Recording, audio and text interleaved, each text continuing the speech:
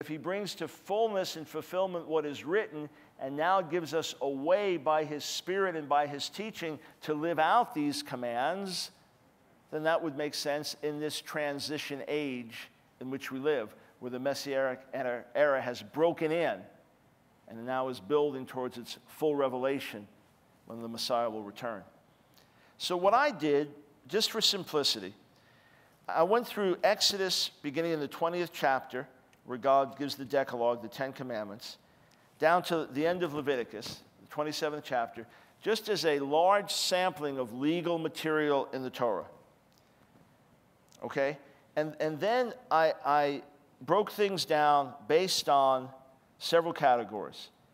One is potential perpetuity, meaning that these commandments can be kept anywhere in the world with or without a tabernacle or temple, with or without a Jewish government. Those I marked with an asterisk. Then the next I marked with a plus sign, meaning temporary duration, that they cannot be kept in full while exiled from the land of Israel or without a tabernacle or temple or without a Jewish government. And then those I marked with a question mark were questionable, meaning the conclusion can be debated. Okay, so what's the point of this? We know that God gave Torah as a gift to his people Israel. We know that he gave it to them to keep them separated from the nations and yet bringing a revelation of the one true God. And we know that he wanted them to pass it on through their generations who would be judged by loyalty to the Torah. The question is, if the Jews are scattered out of the land, if there's no temple, no functioning priesthood, no sacrificial system, how much of the Torah can actually be kept? And if, in fact, God introduced something new with his new covenant, or introduced something greater, or took things to another dimension, or simply changed the way we related to him along with his Torah, how does that work out? How does this break down? So I broke down the subject matter, Exodus 20 to Leviticus 27. So the Decalogue, the Ten Commandments, yes, those can be observed in perpetuity. Then the next section, Exodus 20, 22 to 26, building an earthen altar, no, that requires you to be in the land and with a tabernacle or temple. Laws on slaves, possibly those could go on in perpetuity, although you could argue that they applied primarily to a certain context. Laws with the death penalty, no, you have to have a Jewish government ruling in a sovereign way over a people. Laws on bodily injuries, perhaps you could debate that those could still be applied. Laws on property damages, as you'll read the passages, Exodus 21:33 to 22:15, had to apply to a situation within the land. Various laws on society, death penalty, etc. Some could be observed in perpetuity, some could not. Laws on justice and neighborliness, they could be observed in perpetuity. Laws on sacred seasons, and these are some of the holy days, they could only be performed in the land and with the temple standing because they all required going to Jerusalem and sacrificial worship. The end of Exodus 23 clearly applied only to one point in time. Then 25 to 31:11, tabernacle construction and priestly laws. Those could only apply in the land with a tabernacle, a temple, and functioning priesthood. Sabbath laws, those could continue to apply. Well, I go on, I break this down, okay, right through Leviticus. And here's the conclusion. Again, just go through the material yourself. And I tried to put question marks anywhere where you could possibly debate it. The laws set forth in the great bulk of these chapters could not be kept in perpetuity, as written, while the Jewish people were in exile and or without a temple and functioning priesthood and or without the ability to self-govern. Is this not significant, especially when we realize that this has been the case for us for more than 1,900 years? Is this the way it was intended to be? Look, if Torah is given at Mount Sinai, some would date it to the middle of the 15th century, some would push it into the 14th century and later. Let's just back it up to the middle of the 15th century. We'll put it all the way back. And let's ignore the Babylonian exile when our people were out of the land. And let's go right up through the destruction of the Second Temple, okay? That's a little over 1,500 years total time.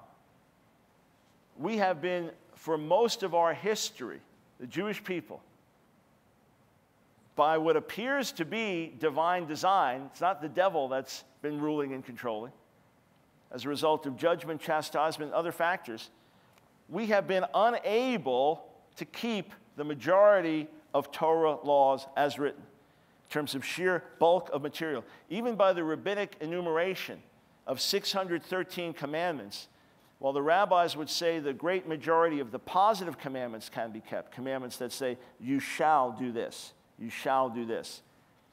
The great majority of the negative commandments, the rabbis would say, cannot be kept. You shall not do this, you shall not do this, to the point that the majority of the 613 commandments, according to the rabbis, cannot be observed by the Jewish people outside of the land without a functioning temple and priesthood.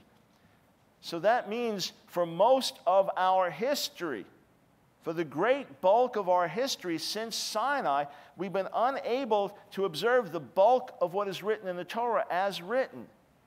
And even adding in oral traditions and rabbinic interpretations, they'd still say many of these things cannot be observed now.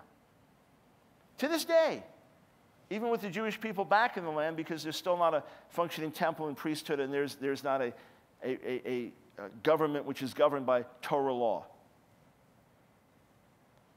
And then you'd even have to wonder if Torah law was reinstituted, if the rabbinic parties got enough power to reinstitute Torah law in light of their traditions. Would the death penalty for a Sabbath observance be reinstituted? Just a question. So I wonder when I see this, I have no question that God wanted to pass on something through the generations, but it's quite significant that from the time that Yeshua came and announced that he was fulfilling Torah and prophets and gave us hints and indications and guidelines as to how to live a life of obedience to Torah and life of the Spirit that would actually not need a temple and priesthood and not need to be in the land. It's interesting that he then prophesies the destruction of the temple, and now for most of our history, we've either been unable to perform the majority of the commandments and live out the majority of the legal material written in the Pentateuch, either that or the new covenant indeed has been inaugurated. And there have been changes in our relationship to these things, and there are different ways that they are to be lived out and passed on. Now let's take a look at the olam references. Olam generally meaning forever. Sometimes it can refer to ancient past or distant future. But normally in your English Bibles, you'll find olam translated as forever. There are also references in the Torah to things being throughout all your generations. So I just went through the 5 books of Moses, took every reference to olam, and said, okay, can these be kept in perpetuity wherever we are, without temple, without priesthood? Could we keep the forever commandments of the Torah? So I broke them down into 22 categories, from circumcision to Passover, to lifetime slave, lamp burning in the tent of meeting, priestly garments, priestly portion, etc. 22. And then I did the same for throughout your generations, or throughout the generations, and broke that down into 29 categories. Now just look at some of these forever commands. Number 4, which is Exodus